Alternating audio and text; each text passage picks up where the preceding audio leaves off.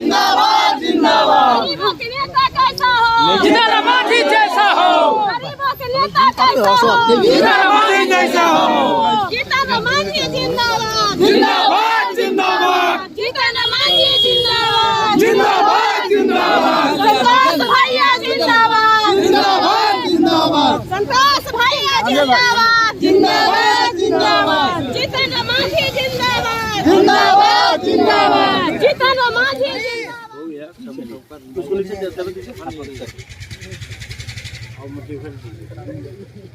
चलिए आप लोग भी टेस्ट करके इसको थोड़ा सा पीछे से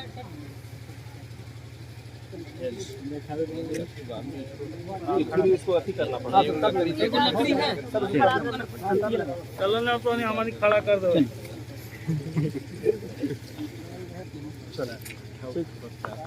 ऑनर्स के साथ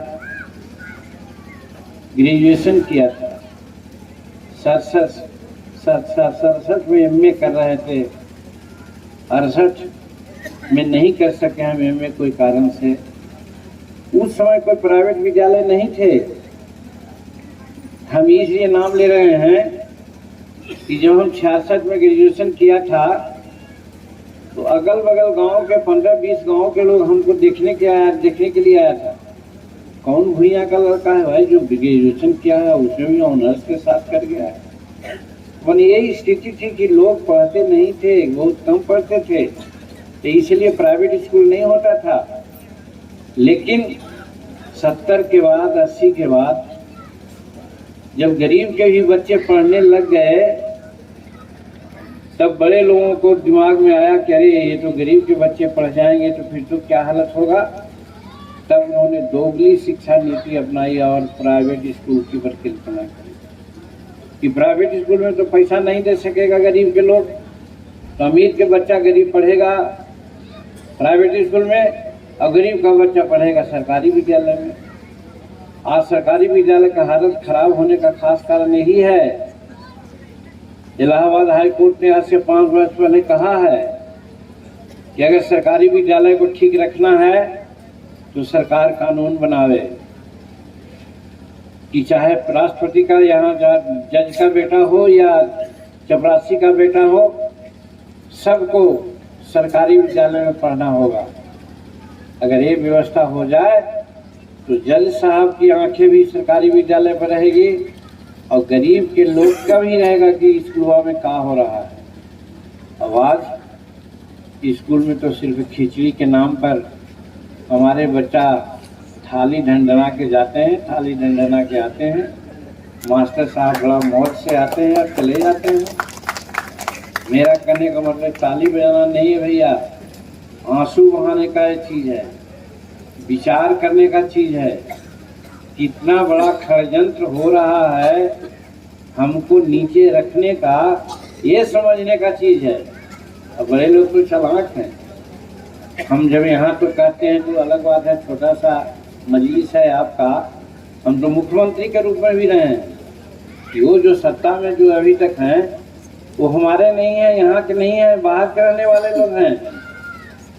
हम लोग यहाँ के मूल निवासी हैं और बाहर के लोगों को हमसे क्या हमदर्दी है। हमदर्दी विशेष रूप में इसलिए हो गई कि जब बाहर से आए थे, मध्य एशिया से आए थे लुटेरा बन के, तो महिलाएं नहीं आई थी, सब लुटेरा का गैंग आया था। और यहाँ बस गए तो यहाँ महिलाओं के साथ संबंध हुआ, उनके भी बाल बच्चे हुए, उसी में हम लोग आज तक हैं। तो मानसिकता हमारी वही है। लेकिन जो बैकवर्ड कहते हैं, जो शेड्यूल कास्ट कहते हैं, जो आदिवासी कहते हैं, नहीं उनके बात को जिनको माना तो उन्होंने पलायन किया और पलायन कर गए तो जंगलों में चले गए तो आदिवासी हो गए, प्लेन में एरिया में रहे तो हरिजन और बैठक पीछे हो गए। बाकी जो हैं तो हैं, लोग काम कर रहे हैं, तो उनका कभी भी हमारे विकास में अभिरुचि नहीं है, ये समझने की बात है।